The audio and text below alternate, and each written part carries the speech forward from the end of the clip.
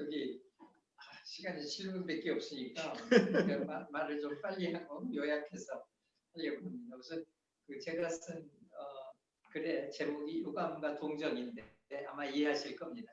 네, 우리나라 대통령님들께서 계속 불행하신 게 말로가 불행하신 게 참 유감이지만 동정도 갑니다. 상당히 뭘 하시려고 애들을 쓰셨는데 끝머리가 그렇게 행복하지 못한 게 이유가 뭘까? 제가 몇 가지 이유를 좀 가볍게 빨리 좀 간단하게 해봤는데 아직도 대권이라는 말을 쓰는 게 우리가 민주화 잘된 그런 나라입니다. 나는 우리나라 민주화를 굉장히 자랑스럽게 여기고 있는데 그런데도 불구하고 대통령에 관해서 대권이라는 말로 우리가 늘 표현을 해요. 마치 연상하는 게 새로운 왕조를 여는 것 같은 연상들을 하고 있는 게 아닌가. 그래가지고 새로운 왕조가 쓰면은 이전 왕조를 어떻게 척결을 하는 생각으로 이어받는 생각이 아니라 척결을 하고 새로 시작하는, 그래서 여러 가지를 다 뜯어고치고 새로운 일들을 하고 그다음에 또 그다음 정부가 되면은 부처 바꾸고 부처 조직 같은 것도 모두 바꾸고 그래요. 그런 것들이 모두 아닌가. 결국 불행하게 되는 원인이 아닌가. 대통령도 모든 선출 권력이라는 게 민주주의 나라에 있어서 선출된 권력이라는 것이 옳고 그르는 것을 판정하는 게 아니고 선거라는 것은 한시적으로 헌법에 법률에 정해진 바에 의해서 권력의 운영을 담당하는 사회적인 합의 정도입니다. 그러니까 선거에 이겼다고 옳다 그르다 할 수는 없어요. 옳고 그르고 하는 것은 또 다른 문제입니다. 그런데 선거에서 이겼으면 자기는 절대적으로 옳다. 그리고 국민의 지지를 받았으니까 뭐든지 해도 된다 하는 생각대로 다 해도 된다.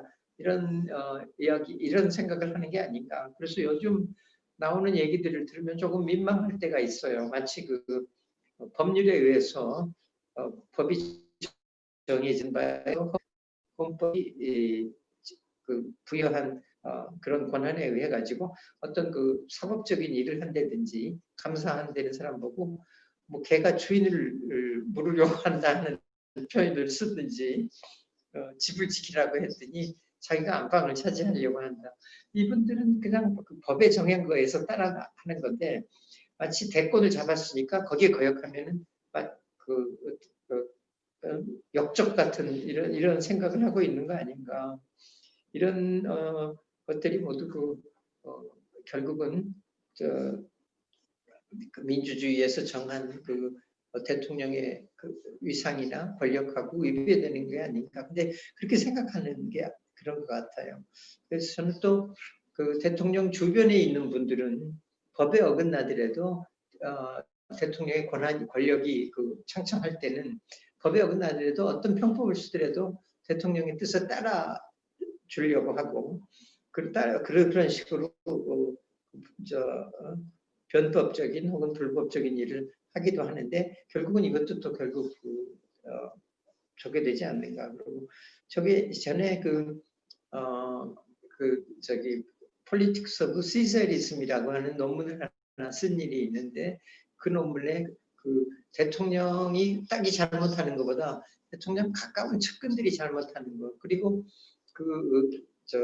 대통령실의 분위기라는 것은 거의 궁정 같지 않나 하는 그런 얘기를 쓴 일이 있어요. Politics of Caesarism이라는 게 황제의 정치 그리고 대통령 측근의 타입을 몇 개를 정리했어요. 우선 크라운 프린스가 있어요. 황태자 같은 사람이. 그 사람은 누구든지 대통령의 버금가는, 그렇지만 대통령을 대신해서 일을 할 수 있는 그런 위상과 권력을 가진 사람으로 생각해요. 황태자 같은 사람이 하나 있고, 그 다음에는 이제 실세, 측근이라는 사람이 나는 어콜라이트, 혹은 코스, 그런 사람들을 표현했어요. 그 다음에 정치나 정책하고 관계없이 대통령하고 개인적인 친분 때문에 주변에 있는 사람들도 있어요.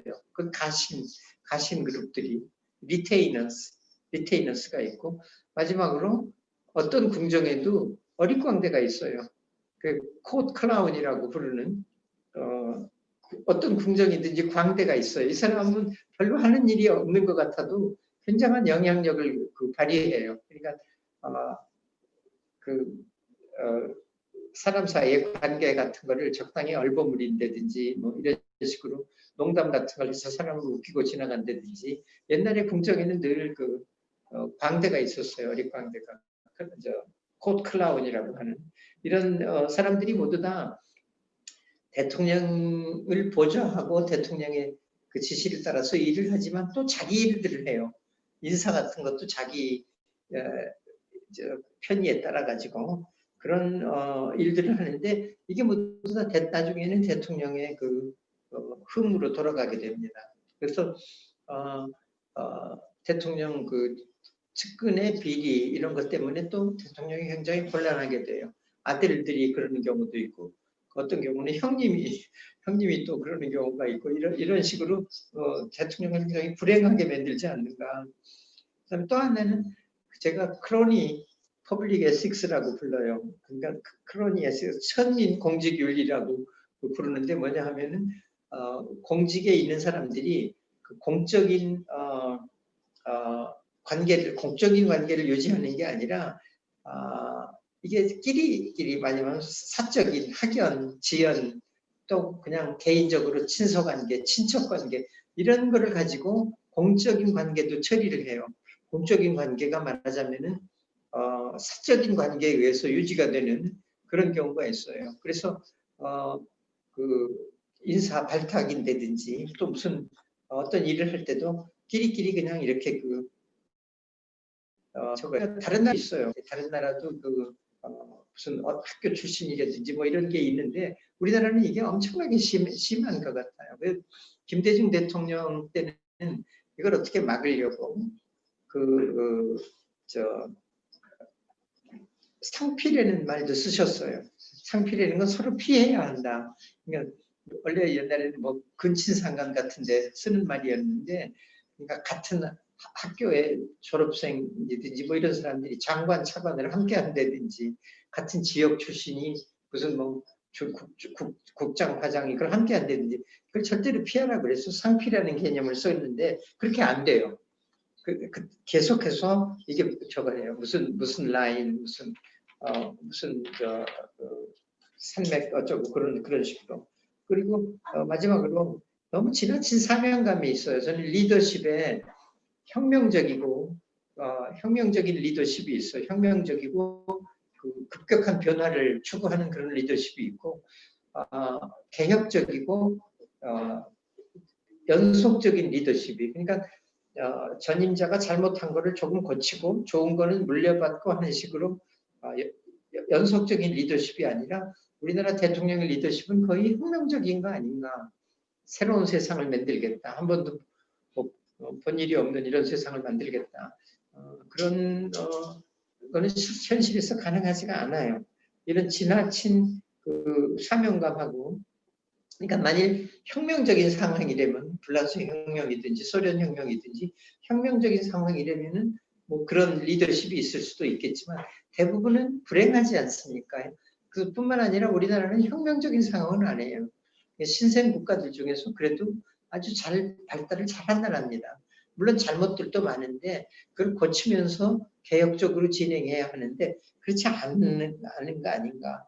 너무 자존망대해요. 그러니까 이전 정권은 다 나빴지만 자기는 아주 깨끗하고 자기는 훌륭한 일만 한다. 문민정부의 도덕성, 이제 한 번도 없는 세상. 근데 역사상 그런 건 없어요. 이제까지 한 번도 본 일이 없는 그런 세상이 나온 일은 한 번도 없어요.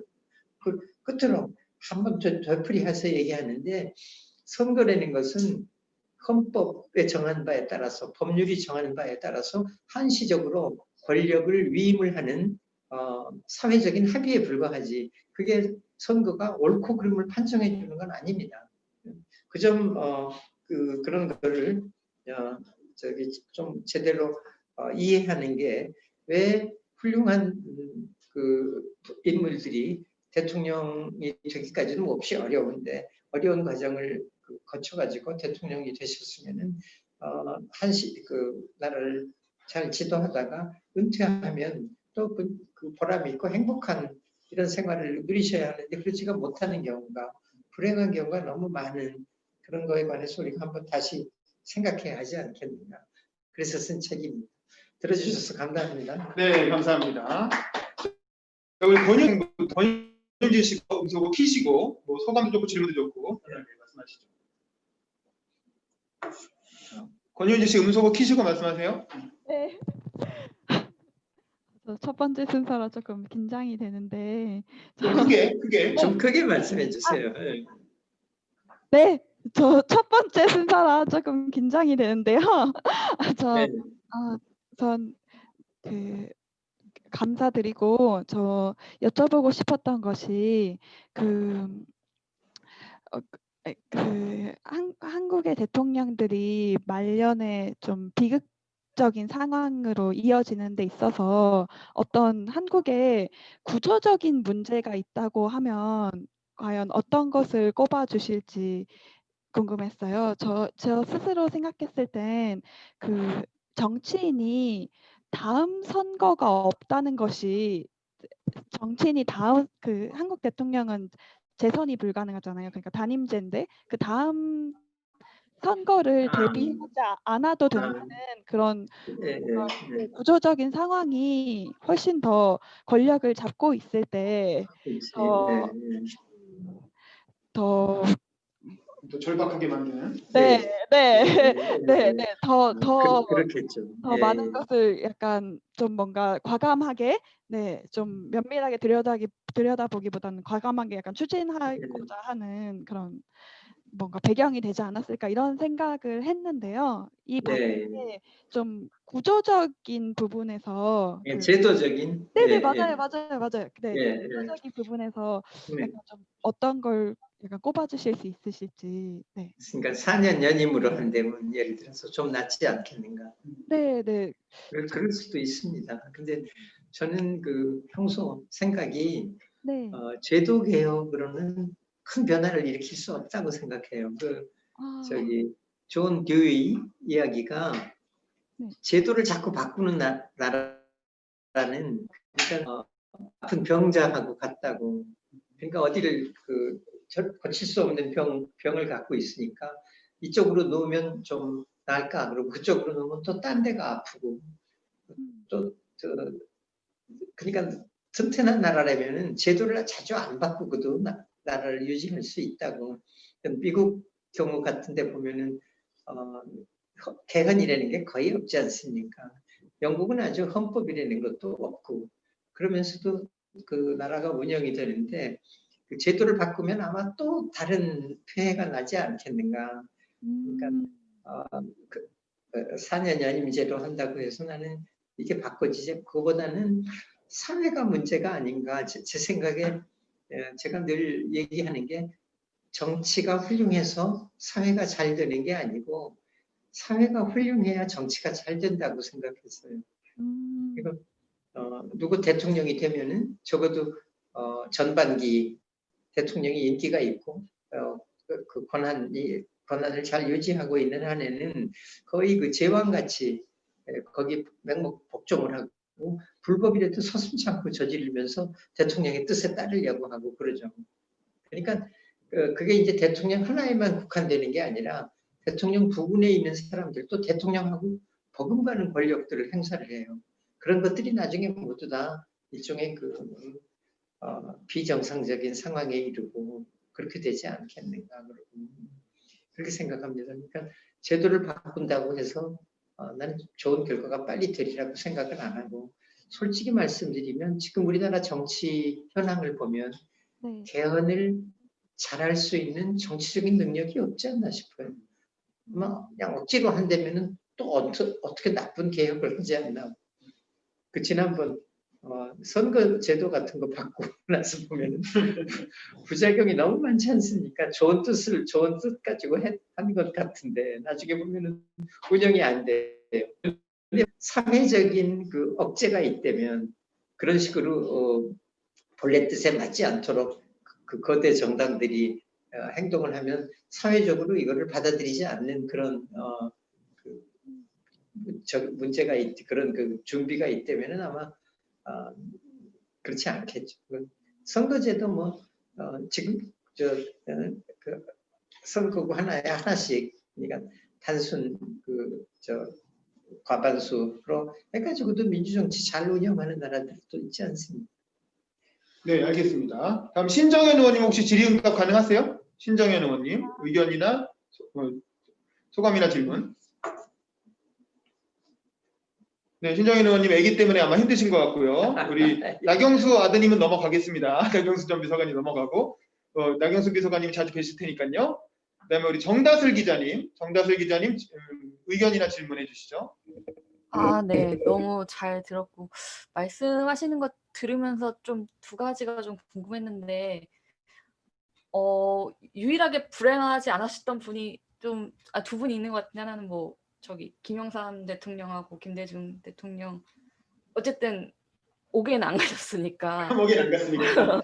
네. 근데 김영삼 대통령께서 사실은 엄청 하셨을 때 김대중 대통령 임기 때 엄청 욕을 하시고 그랬었는데 그래도 이제 안 잡고 그냥 이렇게 뭐 가셨던 걸로 기억을 하거든요. 그래서 말씀하셨던 그런 생각 때문에 그러셨는지 어떻게 보면 어쨌든 정적이는데 어떻게 정치적 그런 부분이었는지 좀 궁금했고 두 번째는 말씀하시는 거 들으면서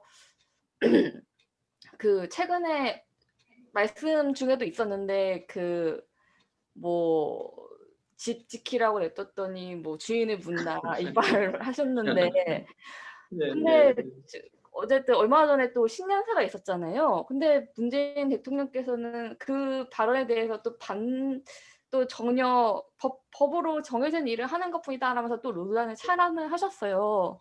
근데 임종석이나 윤건영 의원 같은 경우는 명백한 문재인 대통령의 측근이거든요. 저는 그걸 보면서 좀 이해가 안 된 게 사람은 원래 끼리끼리 논다고 하잖아요.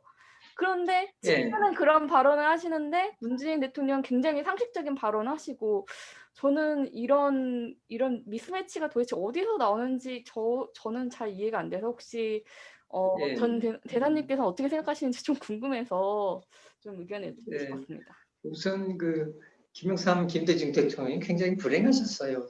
제 책을 읽어보면은 제일 불행했던 게 측근들이 자기네들은 이제 그 전에 군사 정권하고 달리 도덕적이고 부패 같은 게 없다, 깨끗하게 한다, 그렇지가 않았어요.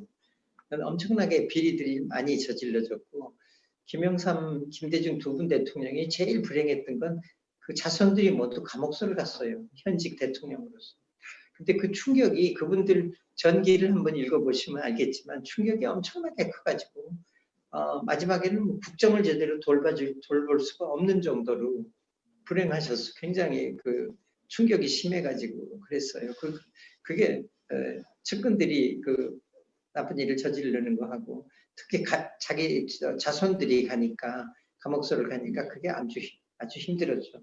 노무현 대통령의 경우는 또 형님이 또 감옥소를 들락날락하니까 그것 때문에 또 참 어려움이 많았어요.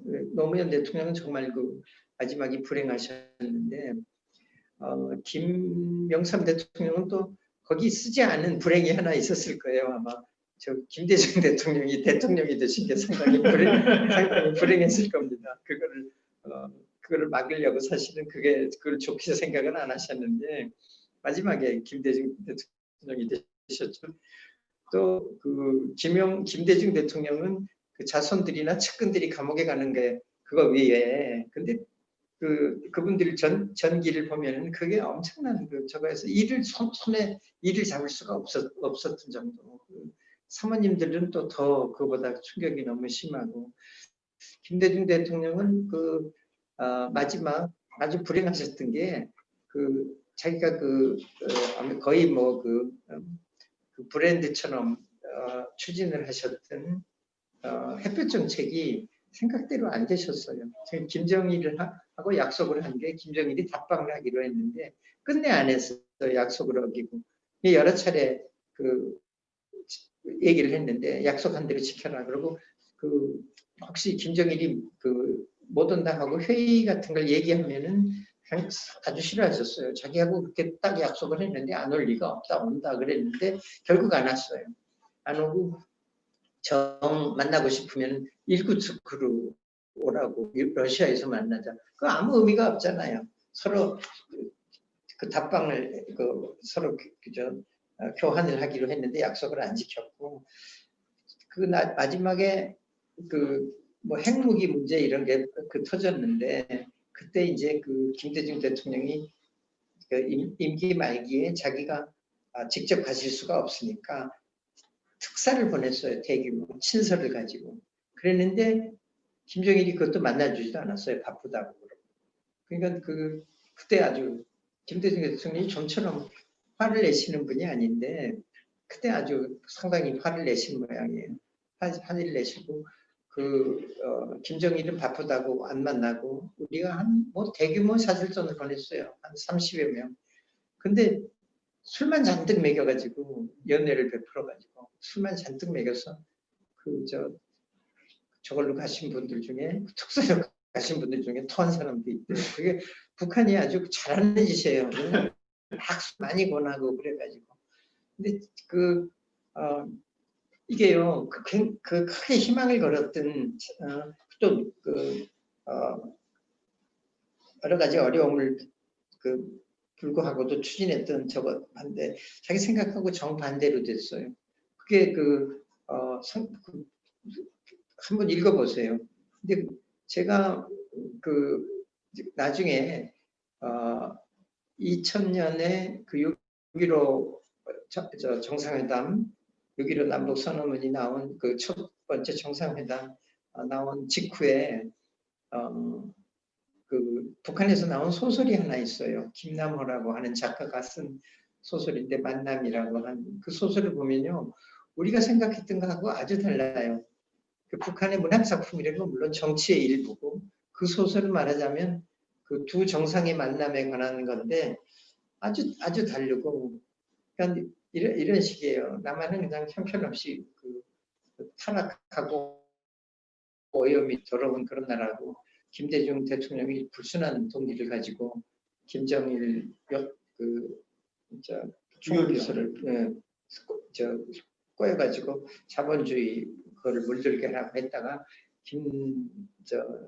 김정일 지도자의 그냥 엄청난 그 영웅적인 태도에 완전히 압도돼가지고 김정일이 시키는 대로 다 사인을 하고 그리고 완전히 항복을 하고 돌아갔다. 그리고 심지어는 김정일은 아주 위풍당당하고 육체적으로 그냥 인간적으로 김대중 대통령은 신체적으로도 불구 뭐 이런 식으로까지 그렇게 저걸 해놨어요. 그러니까 북한에서 문학작품 중에 단행본이 나온다는 건 아주 굉장히 위상이 높은 겁니다. 또 뿐만 아니라 이게 북한 사람들이 적어도 북한 인민들에 대한 또 남한의 일부 사람들에 대한 북한의 입장을 보여준 거 아니겠어요? 우리가 생각했던 그런 거하고는 아주 달라요.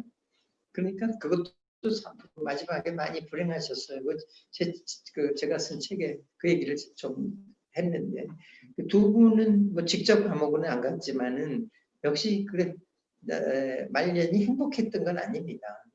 그리고 아까 정 기자가 한 질문이 김대중 대통령은 왜 김영삼 대통령에게 정치보복을 하지 않았느냐?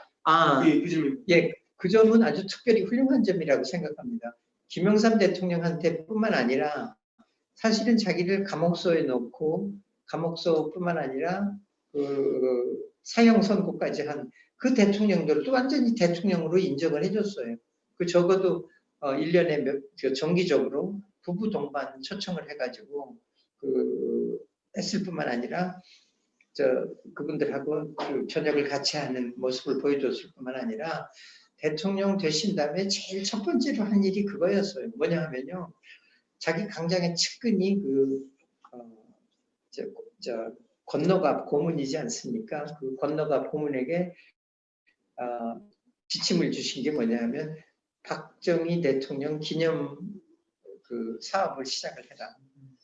그 자기가 자기 스스로 명예 총재가 되겠다. 그다음에 저걸로 그 총재로는 그분을 시키라 그랬어요. 그 박정희 그때 박근혜? 아니요. 박근혜하고 권노갑이 부총재가 되고 총재로는 그때 그 총리도 하시던 아무튼 그다음에 저거를 고건을 시키라고 그랬어요. 그 책임자를 그 사무국장을 고건을 시키고 그런 식으로 박정희 기념 행사 저걸 시작을 하라, 기념 사업을 시작을 하라고 그랬어요. 김대중 대통령은 참 그게 예외였어요. 예외적으로 훌륭하신 분이 그런 그러니까 한대면 아주 엄청난 보복을 할 수도 있었죠. 실제로 전두환 광주 사건지. 근데 그렇게 안 했어요. 그건 그럼에도 불구하고 마지막은 그래도 그렇게 막 행복하게는 못했어요. 그다음에 또 김대중 대통령이 불행했던 거는 노무현 대통령이 된 다음에 그 특검을 시작을 했죠. 대북 그 특검 시작을 할 뿐만 아니라 김대중 대통령의 측근들은 전부 감옥에 쳤어요. 박지원뿐만 아니라 신건, 임동원, 박지원은 권노갑, 한광옥, 한화갑, 광주시장 하던 박태영, 누구라고 있어요. 그 사람들 박광태. 네. 근데 대부분이 또 다 무죄였어요. 그리고 박주선도 전부 무죄였어요. 그리고 박주선은 늘 억울하게 생각하는 게 안대기라고 중수부장이 자기 후배인데 뭐 어쩔 수 없이 입건을 하려니까 하지만 죄가 될 게 전혀 없습니다. 그러니까 무죄로 될 겁니다. 더구나 불구속으로 할 겁니다. 그랬대요. 그런데 얼마 지나다 가지고 전화를 하고 이거 뭐 구속을 하라고 막 지시를 하니까 어쩔 수가 없습니다. 그 구속이 됐는데 전부 무죄가 됐는데 그렇게 되는 경우에 입건을 한 검사는 불이익을 당한대요. 되게. 근데 다 영전했대. 무죄수고. 그러니까 그 마음속으로 굉장히 그 얘기도 여기에 다 있어요. 박주선 같은 사람 그 전기를 보면은 억울하게 많이 당하고 결국 박지원도 무죄였잖아요. 신건하고 임동원은 저게 되고 사면을 받았어요. 근데 그때 우연히 제가 김대중 대통령을 뵀는데 굉장히 싫어하시더라고. 불쾌하다고. 사면 받는 게 아니라 끝까지 무죄를 증명해야 한다. 죄가 없는 사람들이다. 전혀 도청을 하거나 그럴 사람들이 아니고 안 그랬다. 내가 제일 먼저 지시한 게 그건데 도청을 했을 리가 없다. 사면 받은 거에 대해서 굉장히 불행하게 생각하시더라고요. 근데 그러니까 그 하신 다음에도 김대중 대통령도 뭐 해볼 수는 없어요. 알겠습니다. 그 두 번째 질문은 윤건영이나 임종석 같은 측근들과 대통령의 메시지가 다르게 나오는 경우가 있는데 신년 기자회견을 보면 두 번째 질문이 그거예요. 미안합니다. 근데 그 점은 그래서 대통령이 이해하고 있는 대통령직하고 측근들의 그 대통령직에 대한 이해가 서로 다르지 않는가? 대통령께서 훌륭하다고 생각을 합니다. 그렇군요. 우리 김혜영 의원님도 들어와 계신데 어떻게 소감이나 질문 가능하신가요? 김혜영 의원님, 음소거 키시고 말씀 가능하시면 말씀해 주시죠. 그리고 오시면 패스하고 우리 김선영 변호사님, 김선영 변호사님도 소감이나 질문 음소거 키시고 말씀해 주세요. 네, 저는 무엇보다도 김현진 작가님이랑 같이 쓰신 조금 크게 김현진 좀 크게 해주세요. 작가님이랑 같이 쓰셨던 그 가장 사소한 구원이라는 책을 굉장히 좀 감명 깊게 읽었거든요. 저 너무 제 마음이 따뜻한 그런 내용이라서 되게 좋았고 또 이제 여기 이제 정치에 관심 있거나 뭐 정치인을 보좌하거나 그러신 분들이 또 많으니까 저희가 불행한 정치인이 되지 않거나 또 저희가 모시는 분들이 불행한 정치인이 되지 않게 하려면은 어떻게 해야 되는지 후배나 아니면 청년들한테 해주실 말씀이 있으시면은 한마디 부탁드리겠습니다. 네, 잠깐. 그리고 김혜영 의원님 지금 다시 들어오셨으니까 김혜영 의원님도 소감이나 질문 있으면 말씀하시죠. 묶어서 하겠습니다. 예, 대사님 말씀 너무 잘 들었습니다. 고맙습니다. 불행한 감사합니다. 대통령을 양산하지 않기 위해서 제도적으로 저희가 좀 어떻게 바꿔나갈 수 있는지 그 부분에 대해서 말씀 부탁드리겠습니다. 네, 두 가지. 두 가지. 그 제도에 관해서는 아까 제가 말씀을 드렸는데 우리나라가 빨리 근대화하고 빨리 산업화하고 빨리 민주화한 과정에서 제도는 좋은 제도를 많이 받아들였는데 해외에서 제도를 뒷받침할 수 있는 사회적인 마련이나 그 문화 쪽이 못 쫓아가는 거 아닌가 하는 생각이 납니다. 그래서 지금은 제도를 바꾸기보다 제가 아까 말씀드린 것처럼 사회적인 견제가 좀 더 필요하지 않나. 사회적인 마련 같은 게 예를 들어서 이런 게 있어요. 저는 교수인데 교직인데 대학은 아니고 중고등학교 폭력 교사는 폭력을 못 쓰게 돼 있어요. 법으로. 훌륭하죠. 그렇게 해야 합니다. 당연히 폭력을 써서 가리킨다는 건 참 옳지 않은 일인데 문제가 뭐냐 하면은 그 법을 지탱해 줄 만한 사회적인 그러니까 가정교육이라든지 사회적인 문화적인 뒷받침이 없는 것 같아요. 그래서 중고등학교 교사를 하시는 분들을 만나보면 중고등학교 교실이 완전히 무정부 상태예요. 그럴 수가 없다고. 그러니까 학생들은 뒤에서 자기 마음대로 떠들고 놀고 하고 교사 강의를 듣는 건 앞에 앉아있는 몇 사람밖에 안 한대요. 그러니까는 그 폭력을 사용하지 않고도 교실 안이 교육에 충분한 분위기를 만들 수 있는 그런 마련이 돼 있어야 하는데 그거는 없었던 것 같아요. 가정에서도 어렸을 때부터 자라난다든지 또 사회 자체가 교사들이 폭력을 안 쓰고도 질서를 유지할 수 있는 그런 자율적인 마련이 있어야 하는데 그게 없었던 것 같아요. 우리나라 정치도 비슷한 게 아닌가. 아직도 그러니까 대통령은 주인이고 밑에 관료들은 나쁘게 말하면 집을 지키는 개 같다 그러고 생각을 하는 건가. 그렇게 그리고 행정부처가 제가 이 책에도 그런 걸 많이 썼는데 행정부처는 부처대로 전문성이 있고 자기네들 소관 문제에 관해 가지고 자기네들이 알고 있는 것도 있는데 일단 청와대 지시가 떨어지면 다른 건 안 하고 그냥 무리하더라도 그것만 밀어붙이고 그러거든요. 그런 거 같은 게 그러니까 예를 들어서 청와대에서 무슨 외교 정책을 추진한다고 하더라도 물론 결국은 대통령의 지시에 따라서 그렇게 해야겠지만은 외교부가 자기 얘기를 할 수가 있어야 하거든요. 옳다 그르다 하고 자기네 얘기를. 근데 그런 거를 전혀 못해요. 왕명이 내리신 것 같은 그 정도는 아니겠지만은 그런 식으로 되지 않나.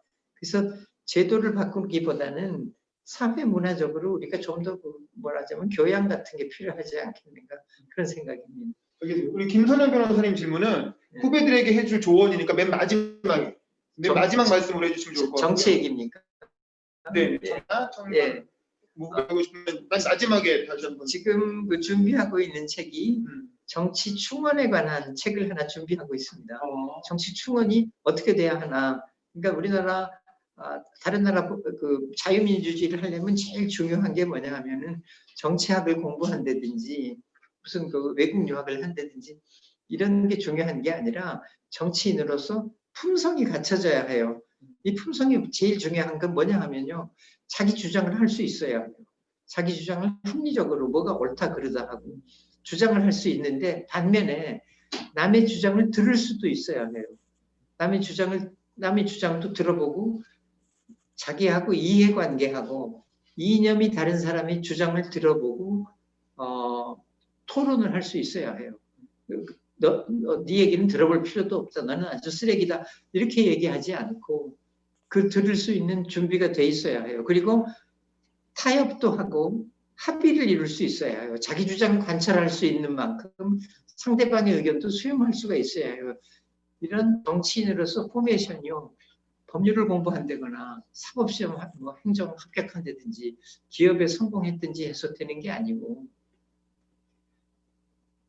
어렸을 때부터 소식적부터 형성이 돼야 해요. 그래서 중학교, 고등학교, 대학교 뭐 아니면은 학교를 안 다니더라도 그런 능력이 있어야 해요.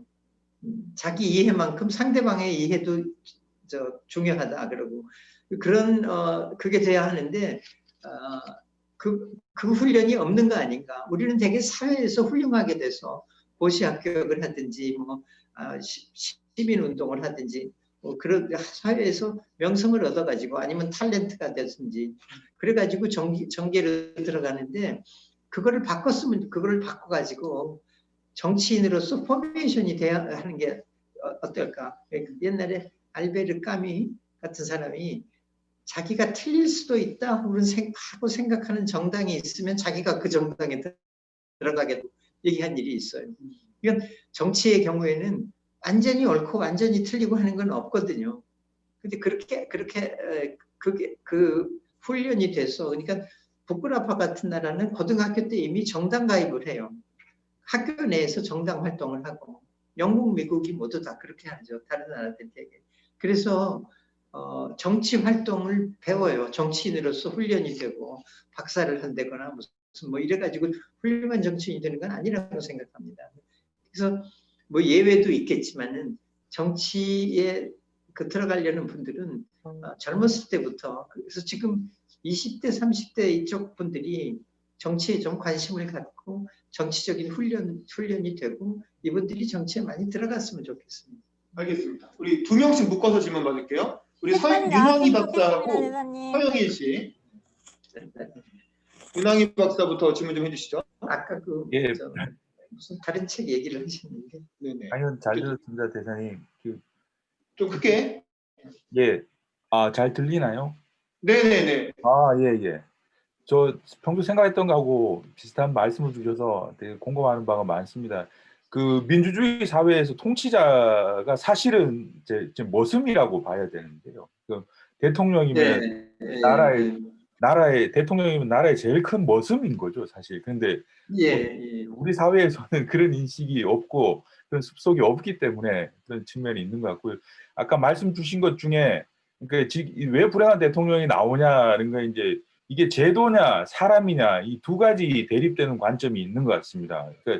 근데 그게 이제 서로 진짜 다른 쪽에서 그렇게 본다고 생각하는데요. 제도나 구조 시스템이 안 돼서 그렇다고 보는 거는 학자들이나 현실 정치인들이 주로 그렇게 많이 보는 것 같고요. 그게 아니다.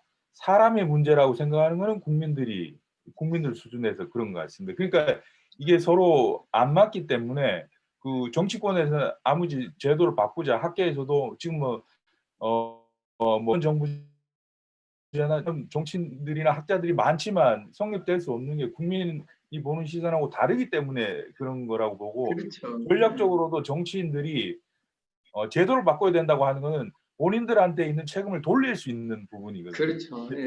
권력 구조 문제이기 때문에 우리가 정치를 못해서 그런 게 아니다. 구조 속에 갇혀서 우리가 할 수 있는 여지가 없다. 그러니까 빨리 제도를 바꿔달라고 하는 거고 국민들은 그렇지 않다. 우리가 87년에서 엄청난 민주화 열기로 만드는 제도고 여기 독재적인 제도가 크게 없기 때문에 이 제도로 가지고 운영할 수 없다는 거는 국민들이 받아들이기 어렵다. 그러니까 운영하는 사람이 문제다고 생각하기 때문에 제도를 바꾸려는 국민적인 합의가 안 생기기 때문에 헌법을 바꿀 수 없는. 그러니까 정치권과 학자들은 그걸 알지만 본인들의 입지를 위해서 알면서도 일부러 자꾸 제도를 바꿔야 된다고 얘기하. 근데 그 해답은 그 사이에 있는 게 아닌가 하는 생각이 듭니다. 그 대사님 말씀하셨듯이 제도를 운영하는 토대, 말하자면 정당 정치나 국민들이 이제 정치에 개입하는 채널 뭐 이런 것들이 작동이 돼야 되는 거죠. 민주당에 김혜영 의원님 계시지만 뭐 김혜영 의원님처럼 이렇게 다른 소리를 한다거나 이런 게 안 통하는 정당은 사실 민주주의 정당이라 할 수 없거든요. 금태섭 의원을 뭐 탈당하게 만들거나. 근데 제도를 바꾸는 건 형식적인 차원의 절차이기 때문에 아주 쉽지만 그게 아니라 그 제도 속에 제도 운영되게 하는 토대를 만드는 건 어려운 일인데 거기에서는 아무도 손을 대려고 하지 않고 자꾸 제도를 탓하거나 사람을 탓하거나 이 두 양극단에 있는 것만 탓해서 바꿔보자고 하기 때문에 어려운 게 아닌가 하는 그런 예. 생각이 듭니다, 대사님. 박사님 좀 줄여주시고. 네. 예, 예. 뭐 다 말씀하신 거죠? 한 가지 개인적으로 궁금한 건요. 그러면 실제로 그 제도 속에 사람이 바뀌는지가 좀 궁금합니다.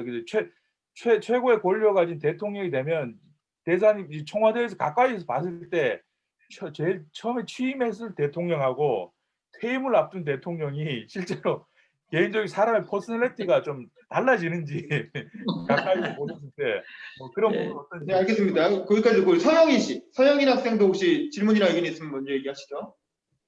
네, 일단 너무 잘 들었고요. 아직 배우는 학생 입장에서 되게 새로운 시각이 많아서 흥미로웠던 것 같습니다. 근데 제가 기존에 그 정치인들이 정치인들이나 혹은 이제 측근들이 부패하는 이유 중에 하나가 측근들 같은 경우에는 대통령과 달리 민주적 통제나 뭐 이제 선거를 통해서 뭐 국민들에게 책임을 지거나 그런 사람들이 아니기 때문에 부패에 더 취약할 수밖에 없는데 그러면은 그 시발점이 어디냐를 생각을 해보면 캠프에서 만들어진 그 구성원들이 곧바로 그 장관이나 이런 쪽으로 옮겨가는 그런 일종의 역관주의가 문제가 있다라고 개인적으로 생각을 했어요. 근데 이제 문제는 그런 역관주의를 타파하기 위해서는 사실 캠프에서 날 엄청 열심히 도와주고 나에게 성원을 다해서 한 사람에게 아무것도 주지 않는다면 반대로 말하면 그런 것이 역관주의나 그런 것들이 아예 없어진다면 그렇게 열성적으로 한 후보를 아무런 대가 없이 지원해 줄 만한 도덕적인 이런 도덕적이고 순수한 정치적 열망 때문에 캠프를 유지할 수 있어야 된다라는 것인데 그게 사실 불가능하다라고 개인적으로는 생각을 하거든요. 현실적인 관점에서는. 그래서 그런 캠프 정치 또 이제 최근 정권에서도 계속 문제가 되고 있는 이런 회전문 인사나 이런 것들을 어떻게 해결하면 좋을지 한번 대사님께 여쭤보고 싶어서 질문드립니다. 두 가지. 그다음에 그것만 해. 네, 그것까지만 일단. 저기 그 제도를 바꾸는 거에 대해서는 저는 그 회의적인 게 첫째는 내각제를 하면 지금 같은 그 제왕적 대통령은 없앨 수가 있다고 생각을 그렇게 하지만 내각제의 전제는 뭐냐 하면 정당제가 확고해야 해요. 정당의 라인이라는 게. 근데 우리나라는 지금 저도 정당 이름을 외기가 참 힘들어요. 정당 이름을 어떻게 많이 바뀌고 정당이 금세 다른 정당이 됐다가 딴 정당이 됐다가 이래가지고는 내각제가 참 어려워요. 이러면 아마 견디는 그 행정부가 없을 겁니다. 그 위에서 다수를 점해가지고 간신히 뭐 저기 섰다가 행정부가 성립했다가 또 뭐 말썽이 생기면 금세 무너지고 그러거든요. 지금으로는 나는 우리나라에 맞는 게 그래도 대통령제라고 생각해요. 단지 대권이라는 말이 좀 없어지면 좋겠어요. 대통령이 좀 대권이라는 말 이런 게 없어지고 아까 얘기한 것처럼 그 대통령 주변에 마치 옛날에 왕정의 그 궁정을 상기시켜주는 그런 인물들이 포진하고 있어가지고 어떻게 하든지 대통령의 권한을 유지하려고 그러고 실상은 그걸 유지하시면서 자기 실속들을 차리거든요. 자기 이해가 대통령을 위하는 것 같지만 사실은 자기 이해가 거기 많이 걸려 있으니까 그걸 이용해 가지고 돈을 번다든지 뭐 그러고 이제 5년 동안에 아무튼 뭐 실속을 좀 챙겨야 한다. 임무를 챙기든지 돈을 챙기든지 뭐 이런 식의 그게 없어지려면 결국 사회적인 견제밖에는 그리고 법적인 견제든지 사회적인 견제밖에 저거 하지 않겠는가. 그리고 솔직히 말하면 우리 지금 정치계를 보면은 좋은 제도 개혁을 할 수 있는 능력이 있을까 모르겠어요. 개혁을 한다면 자기네들한테 유리한 당분간이라도 유리한 제도를 만들려고 애를 쓰지 수백 년을 뭐 적어도 몇십 년을 갈 수 있는 이런 제도 개혁을 할 우리 정치권이 있을까? 그것도 의문입니다. 그다음에 두 번째 질문하신 분이 그 역관제도 말씀을 하셨는데 그 사실입니다. 어느 나라든지 다 있어요. 근데 문제는 뭐냐면요. 어느 나라든지 또 그 제왕적 그 대통령 그런 건 있어요. 그러니까 대처 수상 같은 경우에 보면은 거의 제왕적인 권력을 행사했어요. 패권. 뭐 그냥 국회의원들을 막 나무래하고 심지어는 자기 본인의 그 능력으로 그런 겁니다.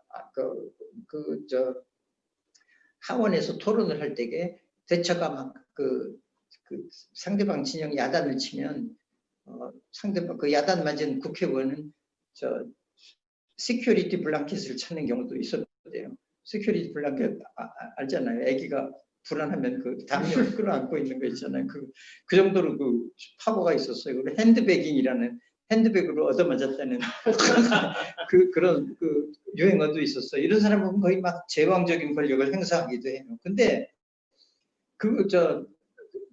자기가 그 국회에서 의회 사원에서 그 다수를 지지를 받는 한은 그래요. 지지가 바뀌면 하루아침에 아니거든요.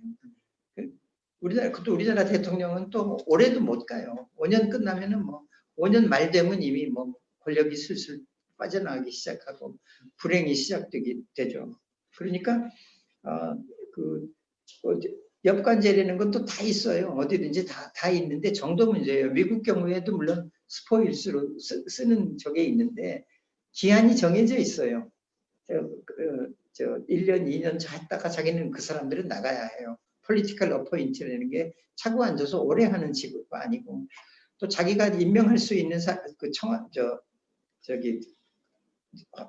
백악관 같은데 임명할 수 있는 측근들이 있는데도요. 그거를 그 점은 아주 중요한 지위. 이거는 스포일수로 못해요. 국무장관이든지 국방장관이든지 이런 거를 자기를 지지했기 때문에 쓰든지 그럴 수는 없고 그거는 거의 안 돼요. 자격이 없는 사람은 쓸 수가 없어요. 자기 편이지만 자격이 충분히 있고 국정을 운영할 만한 그런 사람들을 쓰게 되죠. 근데 우리 경우에 그러니까 엄격히 말하면은 행정 관료가 아닌 직위까지도 저걸로 봤죠. 저걸 대통령의 권한에 의해 가지고 임명을 하는 그런 게 많죠. 그런 건 좀 우리가 조금 지나치죠. 언론이라든지 아니면 무슨 공사, 특히 국영기업 이런 거 같은데 보면은 그런 것들이 모두 다 바뀌거든요.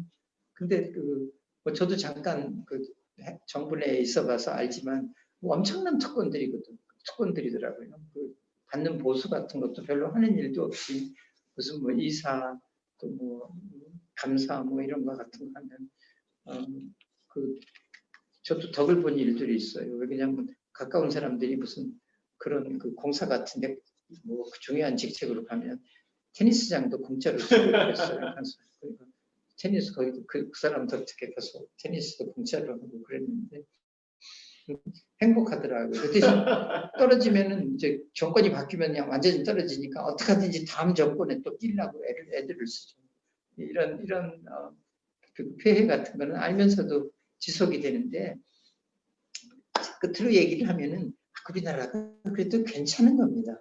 이게 아주 나쁜 이렇게 생각하면 형편없는 나라 같이 생각할 수도 있지만 이 정도 하기도 참 어려운 나라입니다. 신생 독립국 중에서 우리처럼 잘한 나라는 없고 우리처럼 또 빨리 개선이 되는 나라도 없어요.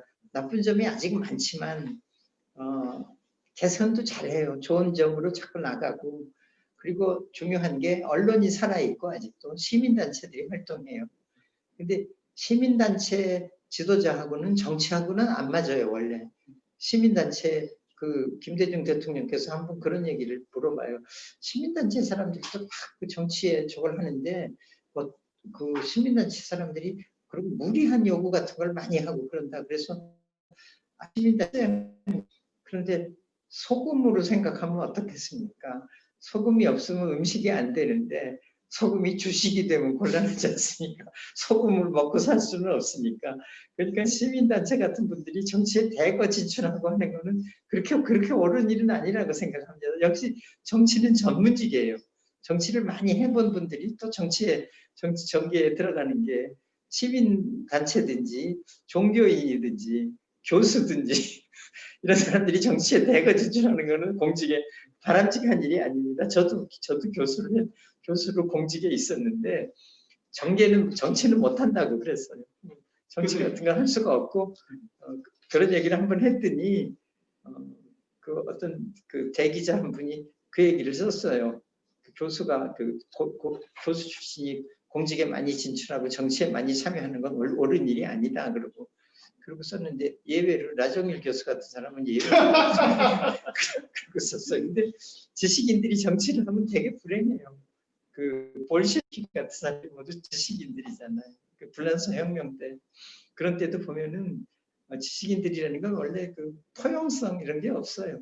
자기 옳은 생각만 하고 그러니까 아니 또 교수들이 가만히 안 있겠어요. 이런 얘기했다고 왜 또 남의 앞길 막냐 그러고 그럴 텐데 그 조금 뭐 자문 역할 같은 걸 하는 건 좋지만 그 정계에 바로 들어가는 건 옳은 일이 아니라고 생각합니다. 그 임기 중에 대통령의 캐릭터가 바뀌기도 하느냐 그 질문. 측근이 아니 대통령이 네. 임기 중에 네. 시작할 때하고 끝날 때 네. 성격이 바뀌는 경우도 있냐? 뭐 이런. 조금 있어요. 저는 뭐 많이 본 건 아닌데 대통령이 되고 나서 보니까 조금 권력이라는 게 실감이 가죠. 의전 이런 것 같은 게 엄청나게. 그거를 많이 줄여야 해요. 문재인 대통령 되실 때에 무슨 모임 같은 데서 짧게 무슨 얘기를 하라고 그러셔서 그래서 저는 뭐 외교 그쪽이었으니까 그쪽으로 지원을 하라고 그래서 외유 많이 하시지 말라고 했어요. 이게 굉장히 낭비가 많아요. 엄청난 그 재원의 낭비고 돈도 경비도 많이 들지만 실제 저기에 비하면 성과에 비하면은 별로 그렇게 안 하고도 얼마든지 할 수 있어요. 근데 이게 대통령한테는 참 즐거운 기억입니다. 뭐 엄청난 일을 하는 것 같은데 실상은요. 이게 솔직히 얘기하면 대사관에서 대통령 그 방문이 결정이 되면 실적을 챙겨요 빨리. 그래서 합의된 것 같은 걸 발표를 안 하고 놔뒀다가 대통령 올 때 대통령이 이런 일을 했다 그러고 발표하고. 근데 그거 되면은 전후 한 상당한 기간 동안 대사관은 아무 일도 못해요. 거기만 매달려가지고 이걸 어떻게 성공해야. 경호원단이 몇 차례 와가지고 저걸 전부 다 검색하고 그러고 낭비가 엄청나게 심하고. 그런데 사실은 제가 외유 많이 하시지 말라고 그러는 건 대통령이 되시면 외국에서 정상회담하면서 자기가 참 훌륭한 일을 한다 하는 이런 일을 하기가 생각하는데 그거 나쁜 것보다도 그 시간에 국내에서 사람들을 만나는 게 중요해요. 야당 사람들도 만나고 자기 당 사람들도 만나고 해가지고 그 사람들하고 많이 얘기를 하는 게 중요하지. 외유를 많이 하면 국내의 정치인들하고 자기하고는 격이 완전히 다르게 생각해요. 세계 무대에서 세계 정상하고 노는 사람이고 니네들은 아무래도 뭐 그냥 이런 생각이 들고 그래서 이분만 발언하라고 그래서 외유 많이 하시지 말라고 발언을 했는데 잘 들으셨는지 안 들으셨는지 잘 모르겠습니다. 알겠습니다. 우리 김창구 씨 혹시 발언 가능하세요? 아까 30일 애기 때문에 좀 힘들다고 하셨는데 힘드시면 넘어가고 우리 민지용 비서님 음소거 키시고 의견이나 질문해 주세요. 일단 우리 박 선생 질문해야죠. 좀 이따가. 일단 강의 굉장히 잘 들었습니다. 사실 강의가 있다는 소식을 알았을 때 한참 두 전직 대통령의 사면 문제 때문에 시끄러웠던 걸로 기억하는데 제가 맞게 강의 내용을 이해한 건지는 잘 모르겠지만 오늘 강의 내용으로는 뭐 사면 뭐 하면 좋겠지만 사면이 전직 대통령의 불행을 끊는 어떤 조커로 쓰는 거는 아닌 것 같다라는 생각이 좀 들었는데 제가 사면요. 네. 어떤 뭐 전직 대통령의 불행을 끊어낼 수 있는 뭐 필승 카드 혹은 유일한 솔루션 이렇게 해석하는 건 아닌 것 같다는 생각이 들었습니다. 네. 한 명 더. 우리 김진아 경기도의원님 들어가 계시거든요. 김진아 경기도의원님 늦게 들어오셨는데 간단히 본인 소개도 해주시고 그다음에 이제 궁금한 점이나 의견 있으면 말씀해 주시죠. 김 의원님 말씀 가능하세요? 안녕하세요. 소리 나나요? 네, 네, 안녕하세요. 말씀 들립니다. 네, 김진아 경기도의원입니다. 늦게 참여해서 죄송하고요. 강의는 못 들었지만 책은 제가 읽었는데요. 제가 도의원을 하면서 어떻게 보면 정치를 처음 시작을 하게 된 거라서 길지 않은 기간인데 그 기간 동안 굉장히 고민됐던 부분들이 책에 거의 제 머릿속을 이렇게 정리해 놓은 것처럼 해주셔가지고 감명 깊게 읽었습니다. 근데 문제는 이게 해결되기가 참 어려운 부분들이라는 생각이 들었어요. 그리고 선거에 대한 뭐 제도적인 문제들도 있겠지만 특히나 그 코드 인사 같은 경우는 내가 하고자 하는 어떤 정책의 방향을 끌고 가려면 나와 뜻이 맞는 사람들을 이제 보통 등용을 시켜서 일을 시키게 되기 때문에 이러한 부분이 실제 해결이 될 수 있을까라는 그런 부분에 대한 의문이 가장 크게 들었고요. 어쨌든 제가 오늘 강의를 다른 회의 때문에 못 들어와서 좀 많이 아쉽기는 하지만 앞으로도 이런 내용들 좀 강연 좀 많이 해주시고요. 그리고 다음 책도 기대하고 기다리도록 하겠습니다. 감사합니다. 네, 두 가지인데 첫 번째는 사면론, 두 번째는 코드 인사. 코드 인사. 쿠데타. 아니 코드 인사. 이렇게 자기랑 측근들. 코드 인사. 네, 예. 그 두 가지 포인트로. 예. 사면권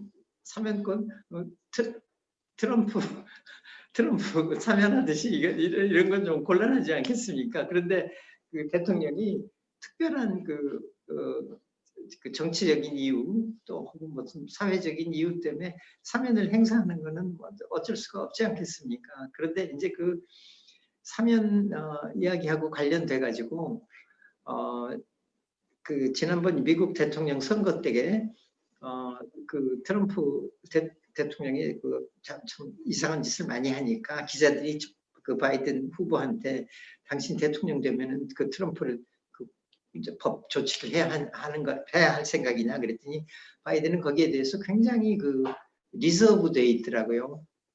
대통령 한 사람을 감옥에 형사처벌하는 것은 굉장히 엄중한 일이고 민주정치에 도움이 되는 것도 아니다. 그런 식으로. 그래서 나는 바이든을 참 좋게 했어요. 어떻게 됐건 간에 국민의 신임을 받아서 대통령이 됐으면은 조금 바로 법적으로 처단하는 거는 좀 삼가해야 하지 않는가 그런 생각입니다. 그래서 대통령을 했다고 다 사면을 할 수는 없지만은 법적인 처리를 할 때 상당히 주저하면서 상당히 상당히 신중하게 유보적으로 그렇게 해야 하는 것이 옳지 않은가 하는 그런 생각입니다. 김대중 대통령이 그런 면에서는 훌륭하셨다 그러고 생각합니다. 김대중 대통령 원래 훌륭한 정치인인데 그때 보면 아주 참 잘하신 거라고 생각합니다. 코드 인사에 불가피성. 그것도 모든 게 정도 문제입니다. 모든 게 정도 문제고 이제 저희가 만일 예를 들어서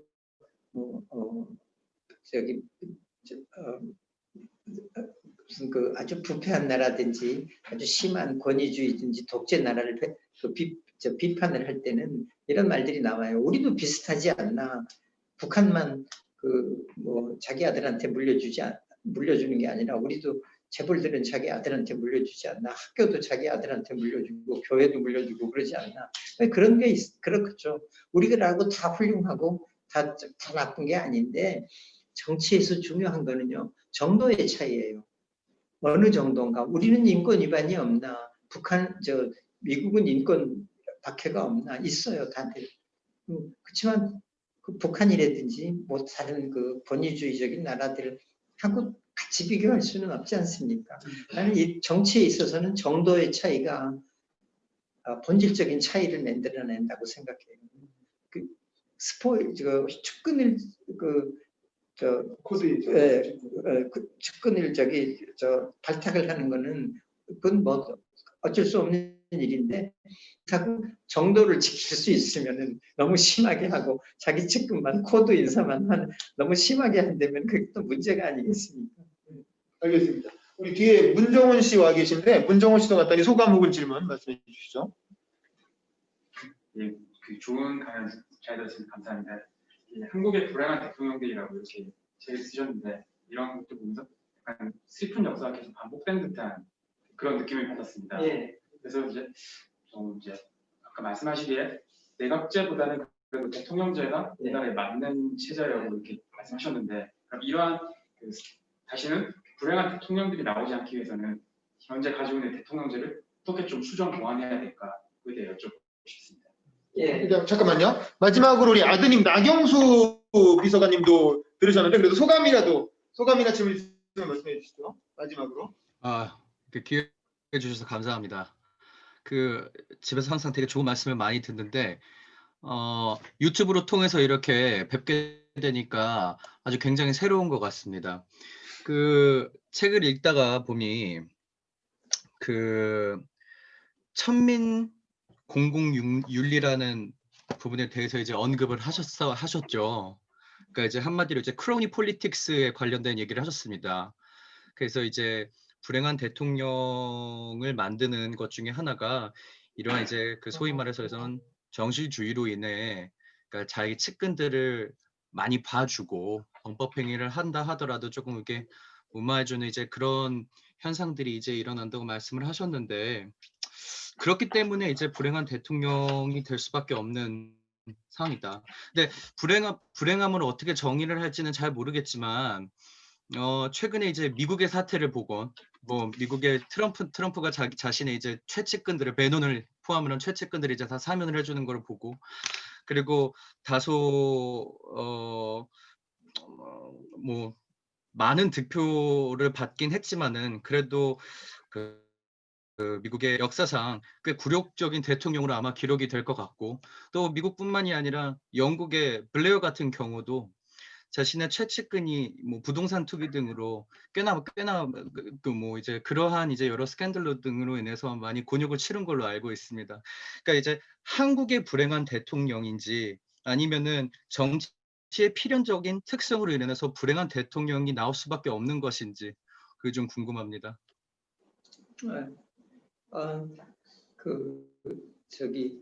자유민주주의의 훌륭한 점 하나는 정치를 하더라도 불행하지 않을 수 있어요. 그러니까 그렇지 않으면 어떻게 되나? 그렇지 않으면 결국 모두 불행해야 해요. 많은 사람들이 불행해야 하는데, 자유민주주의의 특색은 권력을 행사하고도 권력을 놓고 편하게 놓을 수가 있어야 해요. 그러니까 권력을 장악하는 것도 굉장히 어려운 일이지만 권력을 쉽게 놓는 것도 참 어려운 일입니다. 이거를 달성할 수 있는 나라가 별로 없어요. 우리나라는 그래도 그걸 이루었잖아요. 선거를 하면 권력을 물려주고 뒤로 물러날 수가 있어야 하는데 지금은 거기까지 못 간 게 문제입니다. 그렇지만 나는요, 한 가지 확실한 건 우리나라가 훌륭한 나라입니다. 여러 가지로 불만스러운 일도 많고 골도 심하지만 그래도 자유로운 언론이 있고 시민사회 활동도 아주 활발하고 그래서 사실은요, 아주 기울이 좋고 잘 나가는 그런 겉으로 보기에 아주 완전히 권력이 탄탄하고 그런 나라들보다 장기적으로는 훨씬 더 혼란이 있고 좀 어려움이 있더라도 자유민주주의적인 질서를 유지한다는 게 좋은 일이라고 생각합니다. 한마디로 말하면 저는 낙관적이에요. 나쁜 뜻으로 이런 얘기를 해서 쓴 게 아니라 조금 더 좋아질 수 있는 방법으로. 그리고 세상은 완벽하게 좋아질 수는 없어요. 조금씩 좋아지는 과정에 불과하는 거지. 알겠습니다. 그러면 우리 질문 신정현 의원님 마지막으로 질문 채팅으로 해주시고요. 그다음에 아까 문정훈 씨가 대통령제에서 좀 수정할 게 있다면 어떤 게 있을지 그 질문하셨거든요.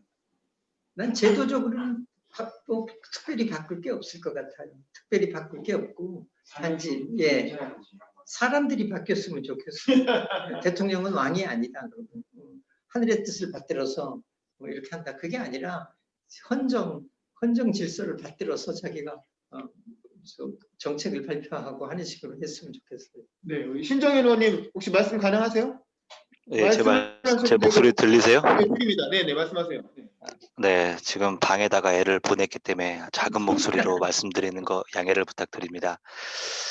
첫 번째로 좀 질문드리고 싶은 것은 아마 그 대사님 책에서도 이제 언급됐던 대북 정책에 대한 실패 언급이 나오는데 그 김대중 대통령의 햇볕 정책이 실패인가라고 이제 저는 좀 의문을 좀 가졌습니다. 그러니까 애초에 햇볕 정책 자체가 가지고 있는 것이 남과 북 간의 어떤 통일이라는 그 대전제를 놓고 나아가는 저는 중간 과정이라고 생각을 해서 햇볕 정책은 저는 우선적으로는 위기 관리를 위한 리스크 관리를 위한 하나의 방편이었다라고 생각을 하고 그런 측면에서는 그 클린턴 대통령 과정까지는 순항을 했지만 이후에 부시 대통령이 등장한 이후에 수많은 잠재적 리스크들을 사실상 잘 조율하고 관리할 수 있었던 저는 그 변수들을 최대한 우리가 주도적으로 좀 관리할 수 있었던 역할을 했다. 종국에는 통일의 과정에서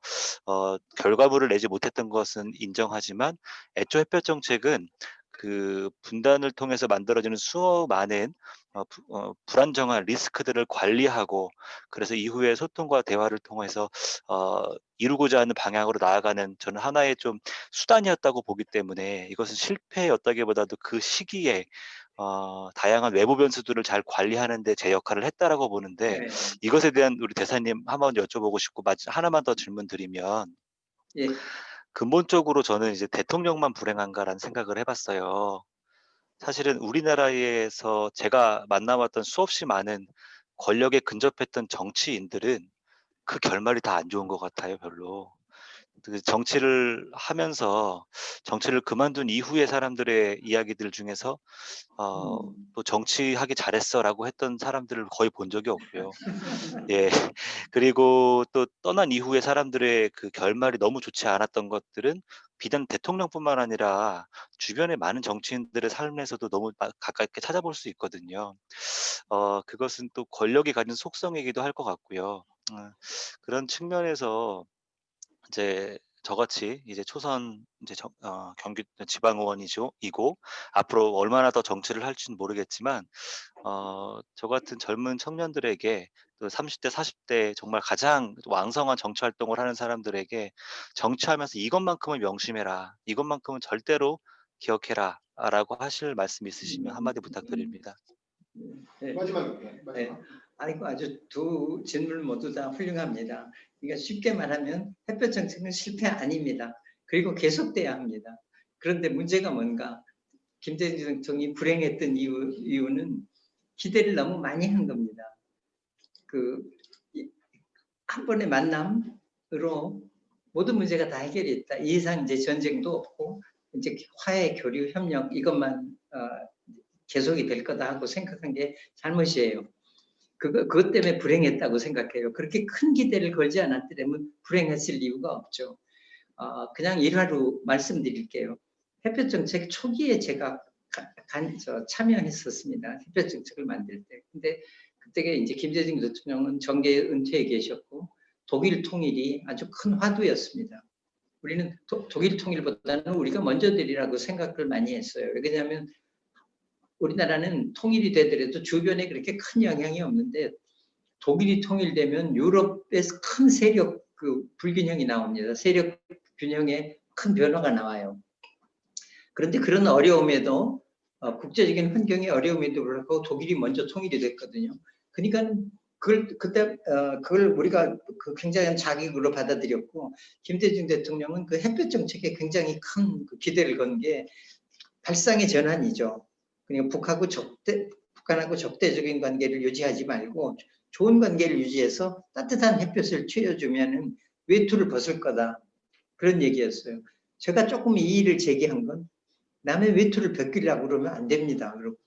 그래가지고는 남의 외투를 벗기려고 한다면 상대방은 안 벗으려고 하지 않겠습니까? 외투를 벗은 다음에 햇볕을 걷어가면 어떻게 되겠습니까? 그 다음에 외투를 벗고는 자기의 그 남루한 모습을 보여준다면 이것도 또 문제 아닙니까? 이솝우화가 햇볕 정책이 되면 안 되고 마태복음으로 가야 한다고 그랬어요. 마태복음의 5장 45장에 보면 하느님의 햇볕이 나와요. 그게 뭐냐 하면요. 하느님의 햇볕은 좋은 사람, 나쁜 사람 누구든 가리지 않고 하느님은 햇볕의 혜택을 골고루 줘요. 그러니까 뭐냐 하면요. 남의 정치면의 햇볕이 아니라 인간 에이젠다로 햇볕이 얘기를 했어요. 그래서 필요하면은 정치인들이 앞으로 나서지 말고 정치 얘기를 만들지 말고 민간 단체든지 혹은 국제기구를 통해 가지고 북한이 필요한 거를 주자. 식량, 의료시설, 뭐 교육의 기회, 나중에는 이런 식으로 에너지 이런 것 같은 거를 도와주는 식으로 하고 민간 차원에서 교류가 많이 진행된 다음에 정치 지도자들이 만나는 거는 10년 후, 20년 후 하는 게 옳지 않은가. 정치 지도자들이 만난다면은 남북 교류가 정치가 된다. 보나마나 권력의 문제가 되고 상대방이 우리가 좋은 뜻을 가지고 접근했더라도 이걸 전략으로 생각하고 자기네들은 그 전략에 반대되는 걸 할 거다. 그랬어요. 그러니까 일단은 좋다고 말씀을 하셨는데 대통령이 되신다면은 역시 또 정치인 정상회담을 추진하는 걸로 가셨는데 이해가 갑니다. 정상회담을 해서 합의를 해야 민간 활성도 되고 그리고 어느 정도 성과가 없었던 건 아니에요. 근데 근본적으로는 크게 바뀔 수가 없어요. 근데 이거는 제 편견인지 모르겠는데 역사상의 큰 변화라는 거는 한두 사람의 그 지도자로 이루어지는 게 아닙니다. 뭐냐 하면요. 수백만, 수천만의 사람의 마음이 바뀌는 게 역사의 동력이에요. 위대한 지도자 한두 사람이 역사를 바꾸는 건 아닙니다. 그렇게 보여요. 이 사람들이. 그렇지만 그 이면을 보면요. 지도자 한두 사람이 역사에 큰 적을 안 해요. 이제 옛날에 정치학 강의를 할 때 학생들한테 가끔 그런 걸 물었어요. 불란서 정치에 제일 불란서 혁명에 제일 큰 영향을 미친 사람 예를 들면 학생들은 쉽게 사상사에서 배우는 게 루소니까 루소하고 민양론 같은 거다. 꽁트라 소시알리 같은 거다. 그러면 나는 아니라고 그래요. 루소가 중요한 역할을 했지만 민양론이 중요한 것보다 민양론이 나올 때 그걸 서서 보려고 하는 사람이 그렇게 많았다는 거. 그리고 그거를 다 읽지도 않고도 책을 들고 다닐 만한 사람이 많았다는 사실이 그러니까 중요하지. 독자들이 아무 관심도 없는데 루소가 그걸 썼다고 중요한 건 아니지 않는가. 독일 통일도 보면요. 정치인들이 앞에 나서지 않았어요. 동독에 일정 인센티브를 제공하고 돈이 필요하면 돈을 주는 대신에 동독이 억류하고 있는 정치범들을 대가로 가져오고 이걸 크게 떠들지도 않았어요. 돈 얼마 주고 얼마 가졌다. 그러고 뭐 앞으로 저걸 한다. 그러고 정상회담이 이루어진 거는 통일이 되게 준비가 거의 다 됐을 때 정상회담이 이루어졌어요. 근데 우리 경우는 정치 지도자들이 너무 앞서 나가지고 준비가 안 된 변화를 억지로 하려고 그러는 그게 문제입니다. 그러니까 마지막에 불행하죠. 그리고 저는 햇볕 정책을 해야 해요. 지속적으로 아무리 어려운 힘이 있더라도 그것만이 유일한 희망입니다. 그런데 휴먼 에이젠다야 해요. 그러니까 인권을 걸고 북한하고 교류 협력을 안 하려고 한다면 그건 나빠요. 그렇지만은 기회가 있을 때마다 우리는 인권위를 중요하게 여긴다는 거는 얘기는 해야 해요. 그러니까 북한 분들하고 만나서 얘기할 때 저는 사형제 우리를 없앴고 사용을 안 하고 있고 사용을 하는 건 옳지 않다고 얘기를 했어요. 당신네들 보고 꼭 그렇게 하라는 얘기는 아닌데 우리는 적어도 그렇게 생각한다. 그러니까 서로 그런 거를 이해는 해야 하지 않는가 이런 식으로 얘기를 했어요. 근데 그렇게는 안 해요. 북한이 엇거려 할 거는 절대로 얘기 안 하고 그러니까 북한의 신경을 상하고 교류를 막지 않는 정도로 우리 얘기를 할 수도 있습니다. 그런데 정치인들이 만나서 악수하고 같이 무슨 환영하고 이제 됐다 하고 그런다고 역사가 이루어지는 건 아니에요. 수백만 수천만의 사람의 마음이 움직이기 전에는. 그러니까 훨씬 더 겸손하게 했으면 좋겠어요. 그리고 통일을 한다면 폴리티컬 에이젠다가 되면 안 돼요. 그런 통일을 한 나라들은 되게 불행했어요. 그러니까 1871년에 독일이 통일이 됐어요. 1차 통일입니다, 독일이. 그런데 독일 인민들이 행복했습니까? 그 이후에 엄청난 전쟁을 치렀어요. 그러니까 프러시아 같이 군국주의적인 나라 주제로 통일이 돼가지고는 통일이 안 됐을 때 훨씬 독일 인민이 행복하지 않았는지 모르겠어요. 근데 독일은 그냥 그 강성대국 뭐 이런 식으로 나가가지고 일본의 명치유신은 어땠어요? 훌륭한 업적이라고 생각하지만 일본 국민들이 그 겪은 그 고통을 생각해봤어요. 훌륭한 강대한 국가를 만들려고 하다가 겪은 고통들, 원자폭탄을 2번이나 맞고 이런 걸 생각해봤어요. 그러니까 정치적인 에이전다를 달리 정의해야 해요. 통일 문제는. 통일 그게 미안합니다. 너무 그다음에 정치인이 불행하는 거는 그거는 그 저기 김종필 그 총재도 그랬죠. 불행하다고 커서다 그러고 옳지 않은 판단입니다. 그거는 나는 개인적인 문제라고 생각해요. 제도적이나 우리나라 정치의 문제가 아니라 정치에서 들어간다면요. 정치를 해서 예를 들어서 뭐 정치에서 나오는 그 잉여가치라고 할까? 명예하고 권력하고 이런 걸 누리겠다고 생각하면 불행할 수밖에 없어요. 그러지 않고 정치를 한다면 자기 에이젠다가 있어야 해요. 나는 뭘 하나를 이루겠다. 그거를 이루도록 노력하고 이루었으면 행복할 수 있어요. 그 다음에는 욕심을 안 부려야 해요. 그러지 않고 이루지 못했다면 불행할 수밖에 없겠죠. 불행하지만 나는 뭐 이루지 못했지만은 이루도록 일정한 노력을 했고 일정한 다 하지는 못했지만 일정한 성과가 있다고 생각하면 행복할 수도 있지 않겠습니까? 네, 알겠습니다. 시간 관계상 여기가 문을 닫아야 돼가지고 이제 끝낼 시간이 됐습니다. 그래서 마지막으로 우리 사진 한 번 찍고 마무리하도록 할게요. 지금 여기 자 우리 지금 그 얼굴 가리신 분들은 얼굴 좀 잠깐 키시고 혹시 책이 있으신 분들은 책도 이렇게 좀 들어주시면 좋고요.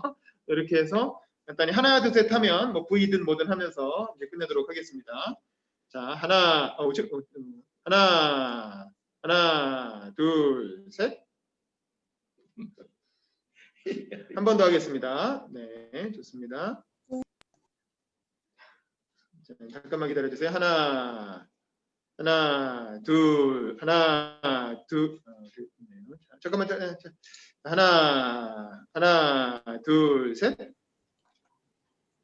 네, 됐습니다. 네, 수고들 하셨고요.